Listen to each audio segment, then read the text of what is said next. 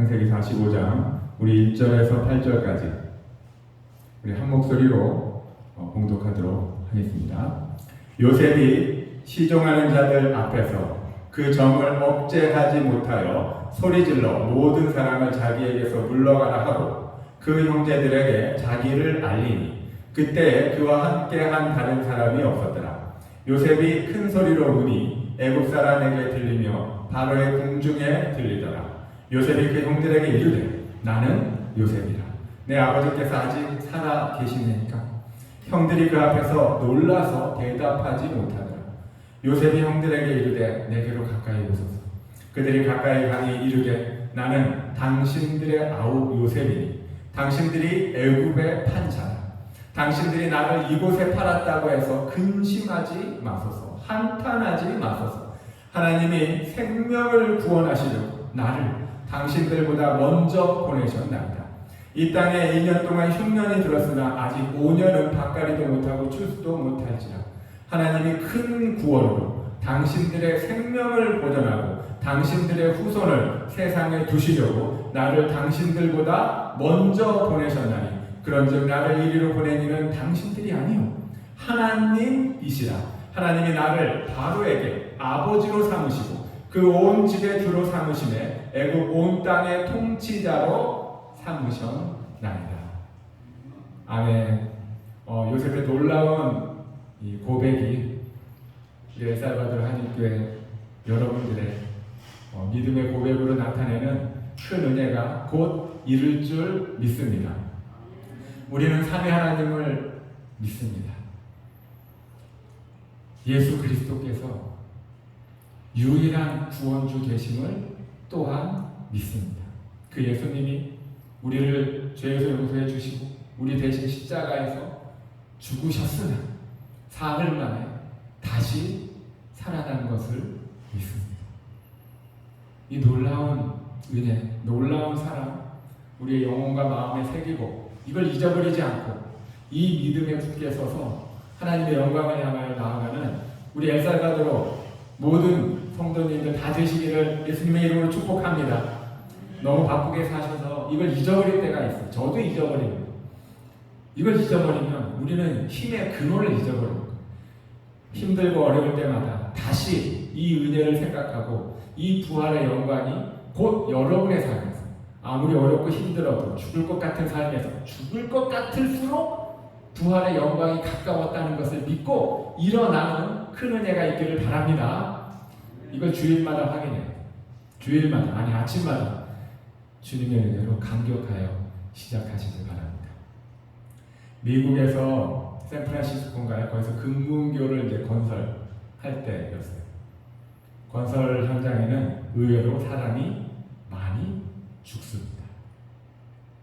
이 공사 현장에서 사람이 너무 많이 죽어요. 사람이 많이 죽으니까 어떻게 할까 생각하다가 그 공사 현장에 안전망을 설치해서 최소한 죽음은 면하도록 하자는 생각에 안전망을 그때부터 설치하기 시작했더라고요. 이 안전망 한때 한 1년에 한 20-30명씩 죽던 그 사건이 안전망을 설치하니까 사람이 죽는 경우가 너무나 줄어들었어요. 너무나 다행스럽죠. 근데 더 다행스러운 것은 안전망을 설치한 이후에 생각했던 것보다, 계획했던 것보다 일하는 효율이 높아가지고 20% 이상 증가돼가지고 일의 진척이 상당히 안전하고 정확하고 빨랐다고요. 왜냐하면 일하는 인부들이 죽지 않는구나라는 확신 때문에 두려움을 물리치고 안전하게 자기가 맡은 일을 정확히 실행함으로써 놀랍게 일의 성과가 올랐다는 거죠. 가끔 여기서 돌아다니다 보면 상당히 큰 공사인데 안전망을 치지 않고 공사하는 걸 가끔 볼 때가 있어요. 깜짝 놀랐습니다. 대한민국은 거의 그런 경우가 없는데 그래도 가끔 큰 사고가 나죠. 안전망을 설치하지 않는 것보다 더 충격스러운 일은 우리의 인생은 건설 현장처럼 어렵고 힘든 일이 너무나 많이 있습니다. 목숨을 잃을 수도 있는 순간들이 너무나 많죠. 그러한 위험한 우리의 삶의 현장에 구원의 확신에 대한 안전망을 설치하였는가? 이 생각이 번뜩 들더라고요. 여러분, 건설 현장에 안전망이 필요하듯이 목숨을 보호할 뿐만 아니라 일의 성취율도 증가시키는 그 안전망, 여러분의 삶에, 우리의 삶의 현장에도 이 구원의 안전망을 확실하게 쳐놔야 됩니다. 우리는 죽지 않습니다. 죽을 것 같아도 다시 살아납니다. 이 믿음에 섰을 때 여러분이 하고 펼쳐가는 모든 삶이 효율이 높아갈 뿐만 아니라 20% 증가하는 것으로 끝이는 것이 아니라 이 구원의 확신은 우리들의 삶을 온전하게 세우고 여러분의 비전과 삶의 목표의 방향을 견실하게 하는 놀라운 은혜가 있습니다. 이 안전망을 꼭 치고 믿음으로 살아가는 부활의 자녀들, 부활의 주인공들이 다 되시기를 바랍니다. 그 은혜가 창세기에도 있어요. 오늘 읽은 이 본문 너무나 감동스럽지 않습니까? 이 본문 읽을 때마다 저는 하나님께서 베푸시는 구원의 은혜와 부활의 영광이 신약은 물론이고 구약의 시대에도 동일하구나 하는 것을 보고 너무나 감동을 느낍니다. 하나님께서 베푸시는 구원의 은혜, 부활의 영광이 뭡니까? 첫 번째 먼저 생각할 것은 엄청난 반전이죠. 주님께서는 우리가 생각하지 못한 엄청난 인생의 반전을 이끌어 가십니다. 주님께서 야곱의 11번째 아들 요셉에게 꿈을 주셨습니다. 뭔가 엄청난 일을 할 것이라는 꿈을 주셨죠. 형제들의 볕단이 요셉의 볕단을 향해 절을 하는 꿈을 보여주셨어요. 그것도 모자라서 두 번째 꿈, 해와 달과 11별들이 요셉을 향해 절을 하는 꿈을 꿨어요. 이 꿈을 꾼 요셉은 너무나 흥분이 됐죠. 하나님, 나에게 뭔가 엄청난 일을 계획하셨구나. 근데 그게 구체적으로 무엇인지는 요셉도 몰랐고 야곱도 몰랐고 형제들도 몰랐어요. 다만 생각은 같았죠. 요셉이 장자가 되려는가? 이 생각은 같았어요. 야곱은 둘째로 태어났으면서도 장자권 경쟁에 아주 목숨을 걸고 살아온 인생이었죠. 그랬던 그였는지 아들들 중에 11번째 아들의 요셉을 장자로 삼고 싶었어요. 그래서 채색 옷을 입히고 다른 아들보다 더 사랑했죠. 요셉도 그런 생각, 아버지의 마음이 읽었을 테고 다른 형제들도 이것 때문에 요셉을 미워했습니다. 형들이 많은데 11번째 동생인 요셉이 과연 장자가 될 수 있나? 하루는 야곱이 형들이 양을 잘 치는지 알아보라고 요셉을 시켜서 들판에 나가겠습니다. 앞으로 장자가 돼서 아버지의 모든 재산을 관리해야 되니까 제가 가겠습니다. 아버지의 명을 받고 형들이 양을 치는 곳으로 갔죠. 요셉이 멀리서 오는 것을 보고 형들이 뭐라고 그랬습니까? 보라, 꿈꾸는 자가 오도다. 저 녀석이 장자가 된다는 꿈을 갖고 있네. 과연 그렇게 될까? 그 미움, 시기, 질투 때문에 멀리서 오는 요셉을 보고 형제들이 작당을 했죠. 죽여버리죠. 정말 끔찍한 결단을, 끔찍한 생각을 한 겁니다. 그래서 요셉이 가까이 오자 형들이 그를 잡아서 구덩이에 던져놨습니다. 살아서 나올 수 없는 구덩이에 던졌어요. 큰 아들 루벤이 그래도 아버지가 사랑하는 아들이만 알았기 때문에, 아버지의 심정을 그래도 조금은 알았기 때문에, 아버지가 사랑하는 아들이니 죽이지는 말자. 어떻게 해서든 살려보려고 방법을 구하려고 이리저리 오고 가고 있을 때 유다를 중심으로 해서 가룟 유다가 선동을 해서 요셉을 애국으로 가는 노예 상인들에게 팔아버렸죠. 하나님이 주신 비전 때문에 요셉은 혹독한 훈련, 혹독한 시험을 직면하게 됐습니다. 형제들로부터 배신을 당하고 고향을 떠나 노예가 되어서 애국에 팔려갔죠. 근데 놀라운 것은 요셉이 하나님을 원망하거나 하나님을 버리지 않았어요. 믿음을 버리지 않았죠. 그곳에서도 주님을 의지하고 주님을 의지하는 요셉과 하나님의 함께 하시는 요셉을 형통케 하셨어요. 요셉을 형통케 하는 것을 그 노예로 산 보디발, 노예 시장에서 노예로 산 보디발이 그걸 보았어요. 그리고는 집안의 모든 것을 관리하는 총무, 가정 총무로 세웠죠. 1차 반전입니다. 엄청난 반전을, 고향 땅에서 아버지 재산을 관리하는 자, 이것도 작은 꿈이 아닌데 노예로 팔려온 애국에서 보디발 장군의 집에 가정 총무가 되어서 그 집의 모든 걸 관리하는 자가 됐어요. 엄청난 반전입니다. 근데 그곳에서도 순탄치 않았잖아요. 아내의 유혹을 하나님 앞에서 살아가는 믿음으로 그 유혹을 뿌리쳤죠. 뿌리쳤더니 상급은 주기는커녕 오히려 보디발의 오해를 받고 더 헤어나올 수 없는 지하 감옥으로 던져졌습니다. 아, 참. 살아서 돌아올 수 없는 감옥으로 던져진 요셉. 그런데 더 놀라운 건 그런 상황에서도 요셉은 하나님을 포기하지 않았어요. 믿음을 포기하지 않았어요.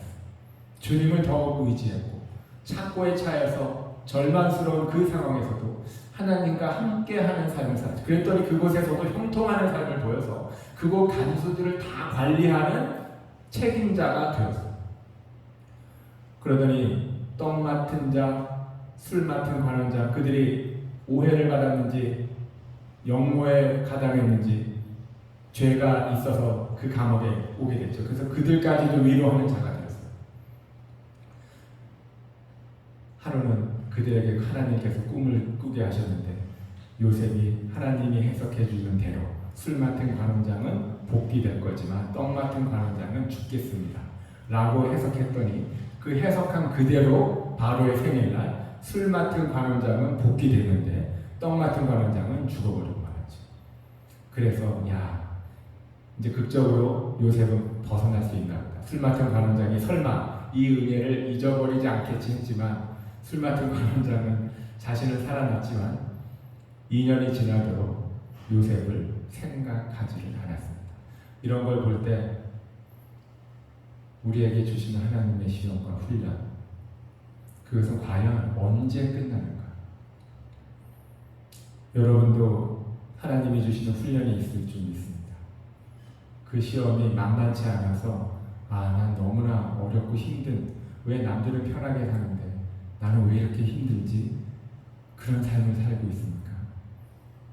여러분, 반드시 종료되는 시점이 옵니다. 문제는 그것이 언제 끝나느냐? 주님께서 정하실 때에 끝납니다. 우리는 우리의 짧은 생각으로 올해 안에 끝났으면 좋겠다. 애들이 좀 잘해서 대학을 가면 거기서 끝났으면 좋겠다. 나름대로 언제 끝났으면 좋겠다는 기대가 있죠.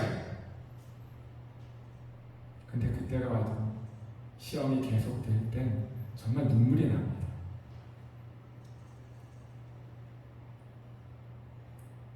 하나님께서 나를 잊어버린 건 아닌가. 아마 그런 생각이었을 거예요. 요셉도 애굽에 노예로 팔려온 것도 쉽지 않고 지하 감옥에 온 것도 쉽지 않은데 마지막 술 맡은 관원장이 자기를 기억해 주지 않을 때 더 절망스러웠을 거예요.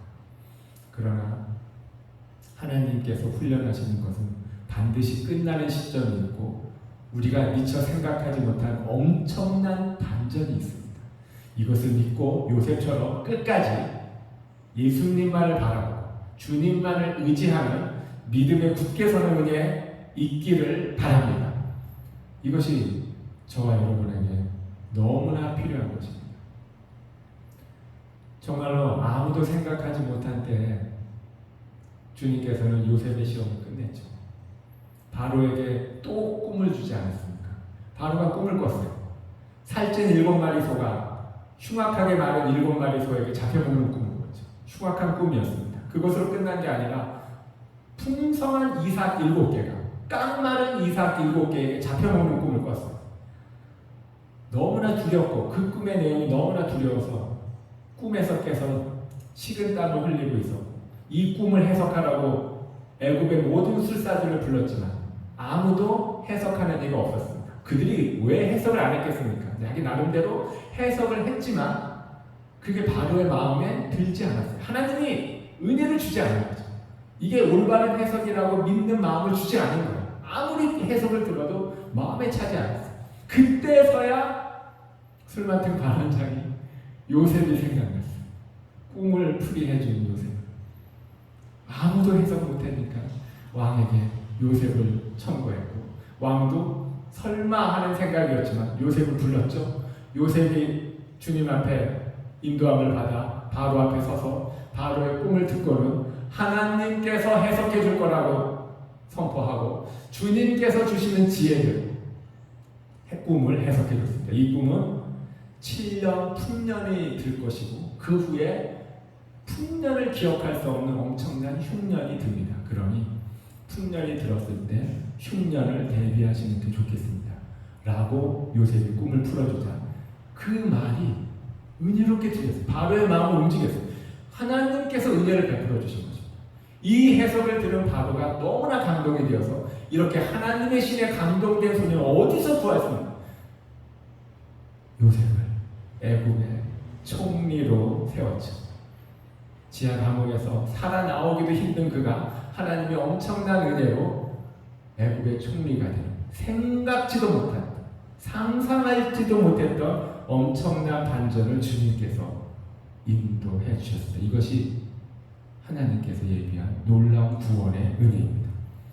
여러분의 삶도 많은 어려움과 시험이 있지만 다른 사람보다 혹독한 시험이라고 해서 실망하지 말고 절망하지 말고 오히려 더 주님께 집중하는 은혜 있기를 바랍니다. 우리 주변에 실수가 많고 환난이 너무나 많아서 불쌍해 보이는 사람이 있습니까? 간혹 우리가 잘못된 생각으로 그런 분들한테 가서 위로한답시고 회개하라.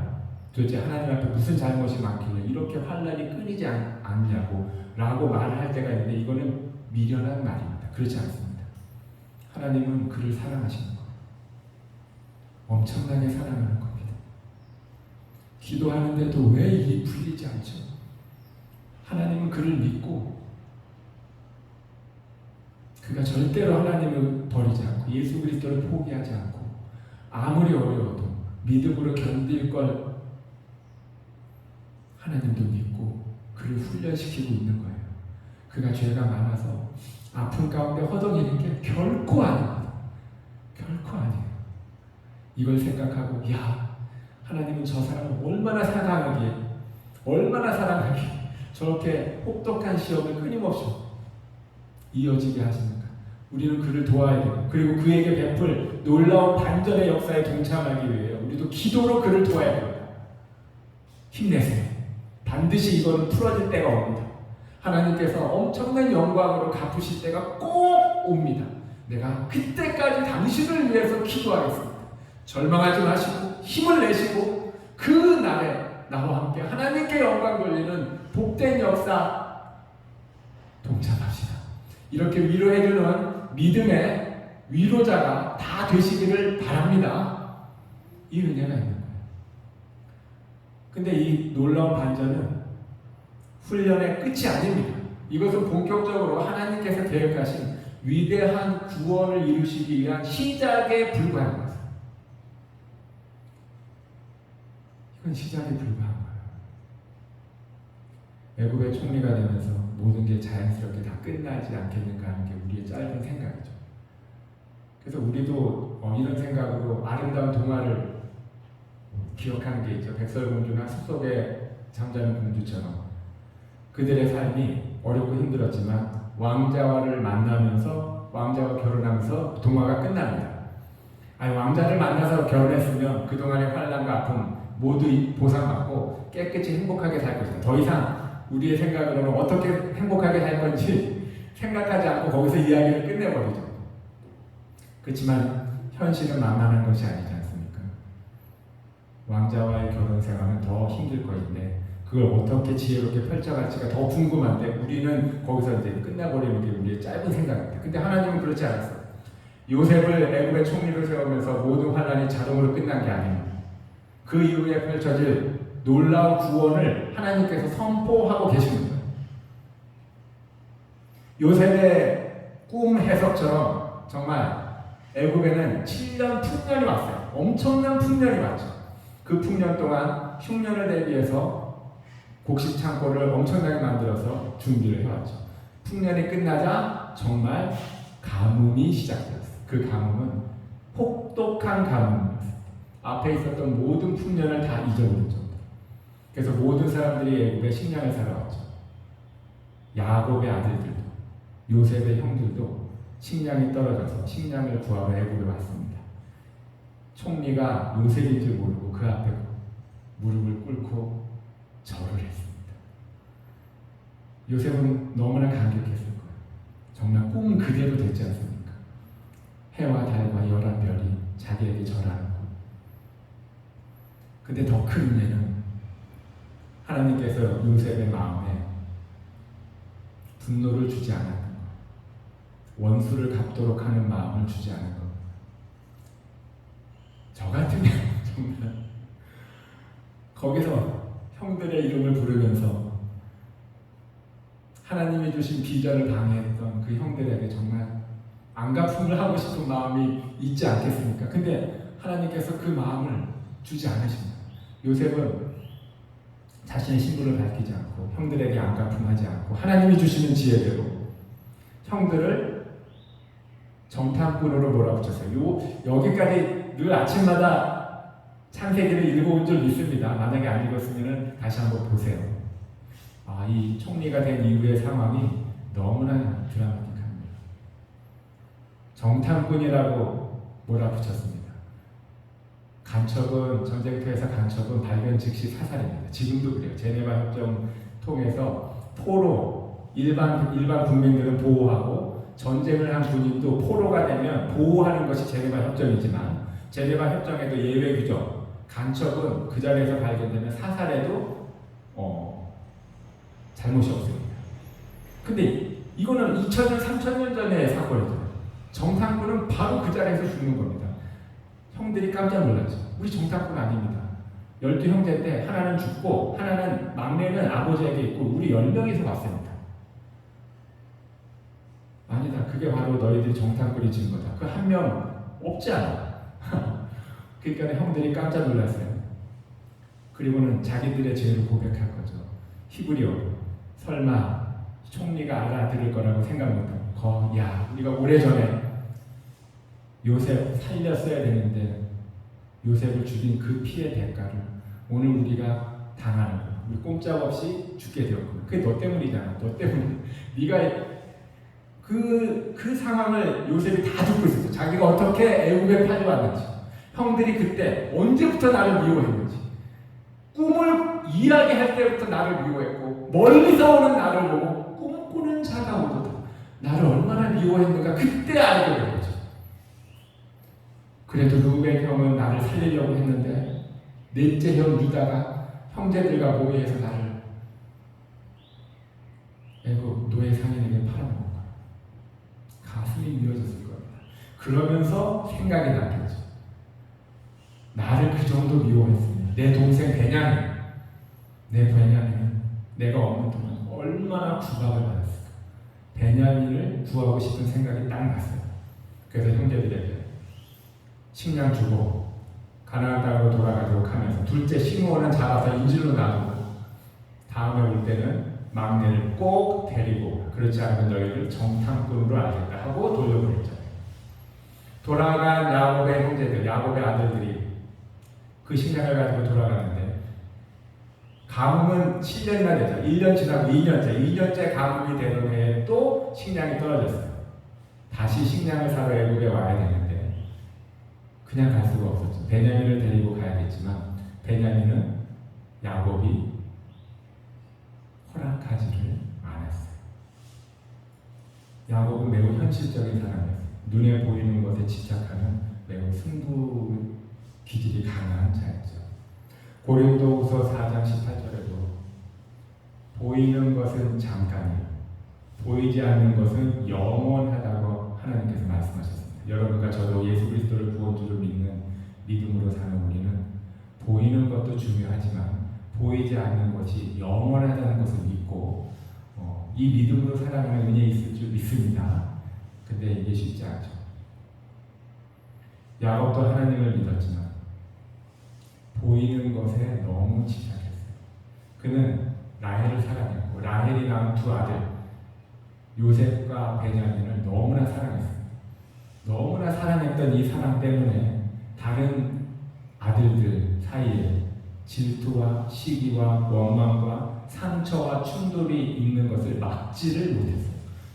우리가 이 세상을 살아갈 때 믿음으로 살아가지 않고 눈에 보이는 것에 집착하여 살아가다 보면 영적으로 균열이 가고 충돌이 일어나고 아픔이 계속되고 헤아릴 수 없는, 헤어나올 수 없는 굴레에 빠지기 매우 쉽습니다.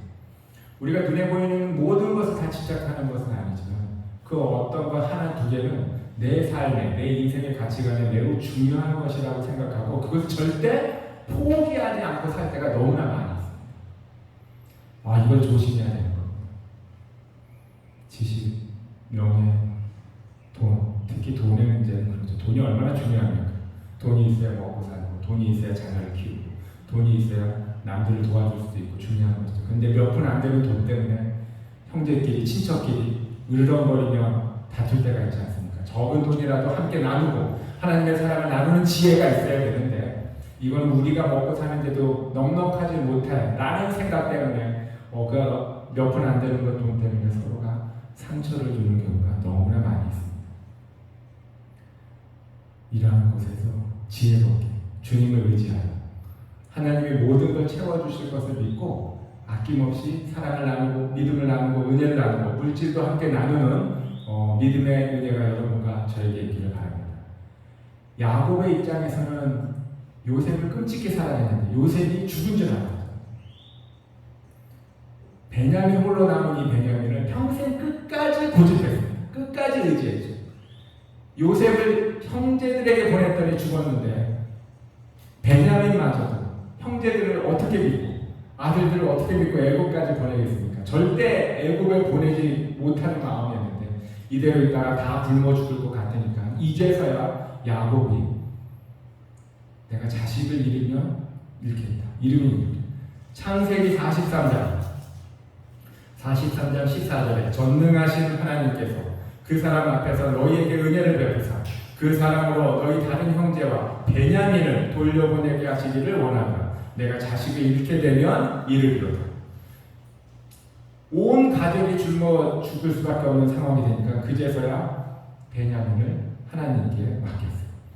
그가 긍휼을 베푸사 애굽 총리가 긍휼을 베푸사 너희들을 물러내고 베냐민까지 무사히 돌려보내면 좋겠다 생각하고 베냐민을 형제들에게 맡겨서 드디어 형제들이 베냐민을 데리고 애굽에 왔어요. 두렵고 떨리는 마음으로 왔죠. 우리를 정탐꾼으로 오해한 애굽 총리가 오해를 풀고 일이 잘 해결됐으면 좋겠다. 두려운 마음으로 베냐민을 데리고 애굽 총리에게 와서 절을 했는데 기대 밖으로 일이 잘 풀렸죠. 요셉이 베냐민을 알아보고 형제들을 환대하고 좋은 식사를 대접하고 넉넉하게 식량을 주고 무사히 돌려보냈습니다. 일이 수월하게 끝났어요. 너무나 잘 끝나서 기쁜 마음으로 돌아가고 있는데 요셉이 자기 시종을 보냈죠. 시종이 오더니 집으로 돌아가는 형제들을 불렀습니다. 그리고는 뭐라고 얘기했어요? 너희들이 우리 주인의 환대를 받고도 주인을 배반하냐? 주인이 아끼던 은잔이 없어졌다. 너희들이 훔쳐갔지. 딱 그 말에 형제들이 깜짝 놀라서 우리는 절대 훔쳐가지 않았습니다. 그 은잔이 발견되는 자가 애굽의 종이 되겠습니다. 안 훔쳐갔다고 확신이 있었기 때문에 그런 맹세를 했는데 자료를 하나하나 조사하다 보니까 그 은잔이 베냐민 자루에서 나왔죠. 그 처음부터 요셉이 베냐민 자루에 넣어둔 거죠. 다시 다 요셉 앞에 끌려와서 요셉의 책망을 듣죠. 나의 환대를 이렇게 배반하다니. 그러나 은잔이 발견된 자만 남고 너희들은 모두 돌아가라. 요셉은 베냐민을 형제들 가운데서 구원하고 싶은 마음뿐이었어요. 나를 미워한 형들이 베냐민을 얼마나 그동안 구박했을까. 그 구박에서 살려주고 싶은 마음, 베냐민만 남기고 돌려보낼 생각이었죠. 나를 죽여버렸던 형제들에게 베냐민이 도둑놈이라는 명분을 줬으니 그것만으로 충분히 아버지에게 가서 아버지, 베냐민 도둑놈입니다. 몹쓸 짓을 해서 남겨둘 수밖에 없었습니다. 라고 하면 다 해결될 줄 알았습니다. 그러나 요셉이 생각하지 못한 일이 벌어졌죠. 유다가 요셉 앞에 섰습니다. 이 아이는, 베냐민은 우리 아버지께서 제일 사랑하는 아들입니다. 이 아들을 데려가지 않으면 늙은 아버지께서 어떻게 될지 알 수가 없습니다. 우리는 그와 함께 돌아가지 않으면 돌아갈 수 없습니다. 차라리 내가 베냐민 대신 남겠으니 나를 종으로 삼으시고 베냐민을 보내주세요. 이 말을 들은 거예요. 요셉은 깜짝 놀랐죠. 유다가 어떤 자입니까? 유다는 형제들과 어울리지 못했던 자였어요. 유다는 가끔 형제들을 떠나 가나안으로 내려가서 가나안에서 놀던 자였어요. 그러다가 가나안 여인과 결혼한 자였죠. 그리고 결혼해서 세 아들을 낳았는데 두 아들이 죽고 마지막 막내 아들 다말에게 줘야 되는데 주지 않고 있다가 입에 담기도 어려운 상황이 만들어지면서 그가 다말과 유다 사이에 세레스와 베라 쌍둥이를 낳는, 정말 말도 안 되는 인생을 살아가는 넷째 형, 그 유다가 형제들을 생각하고 아버지를 생각하고 베냐민을 생각하면 자기가 남겠다고 하는 것으로 그때서야 하나님의 구원 계획을 알고 콩가루같이 무너졌던 자기의 집안이 하나님의 놀라운 은혜로 형제들의 사랑이 하나 되어 아버지를 사랑하는 마음으로 똘똘 뭉쳐있는 걸 보고 깜짝 놀랐죠. 그래서 자기의 신분을 밝혀줘. 오늘 본문에 모든 시종을 물러가게 하고 형들 앞에서 내가 요셉이다. 처음에는 자기 신분을 밝힐 마음도 없었잖아요. 형들은 어떻게 살든지 베냐민이라고만 그곳에 살 생각이었는데 형들을 변화시킨 하나님의 구원 은혜를 보고는 깜짝 놀랐습니다. 내가 요셉이다. 당신들이 애굽에 탄 요셉이다. 그러나 나를 팔았다고 한탄하지 마소서. 나를 이곳에 보낸 자는 당신들이 아니라 하나님이신 하나님께서 당신들을 구원하시고 당신들의 후손을 살리시고 나를 먼저 보내셨나이다. 이것이 하나님께서 우리에게 베푸신 놀라운 구원의 은혜입니다. 믿음의 인내로 끝까지 견디는 자, 생각하지 못한 엄청난 반전이 있을 뿐만 아니라 그것으로 끝나는 것이 아니라 우리의 가정을 회복시키고 상처받은 친척들을 모두 하나로 회복시키며 갈등, 이 모든 걸 녹여서 사랑으로 하나 되는 은혜 베푸시는 것이 하나님의 계획입니다. 천국에 들어가는데 시기하고 질투하는 원망하는 마음을 가지고 천국에 들어갈 수 없고 이것이 모두 해결된 상태에서 하나님은 우리를 천국으로 데려가십니다. 애굽에서 이제 남은 기간을 모두 살아야 되는데 아직도 가나안 땅에서 서로 질투하고 원망하고 이런 마음을 가지고 계속 애굽의 고센 땅에서 살게 하는 것이 아니라 이 모든 것을 해결하고 이 모든 것을 용서한 상태에서 함께 살게 하시려는 이 하나님의 사랑, 하나님의 마음이 보이십니까?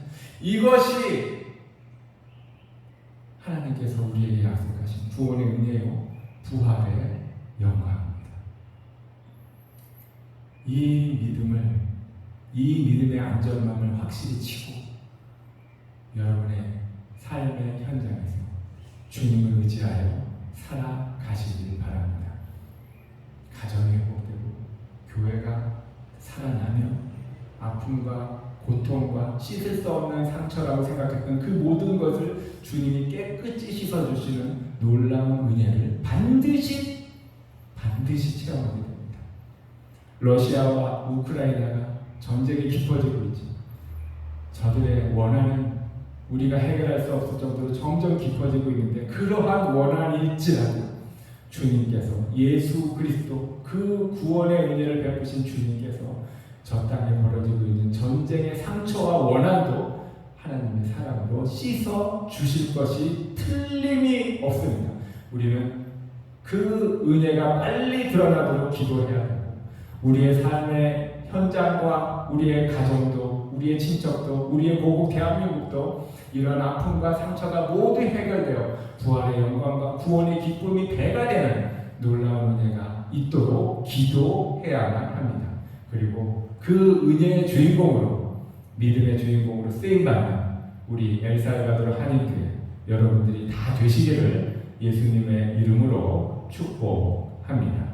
아멘. 우리 말씀을 생각하며 한 마음으로 기도하겠습니다. 주님, 부활하셨습니다. 우리를 위해서 십자가에 죽으셨으면 우리를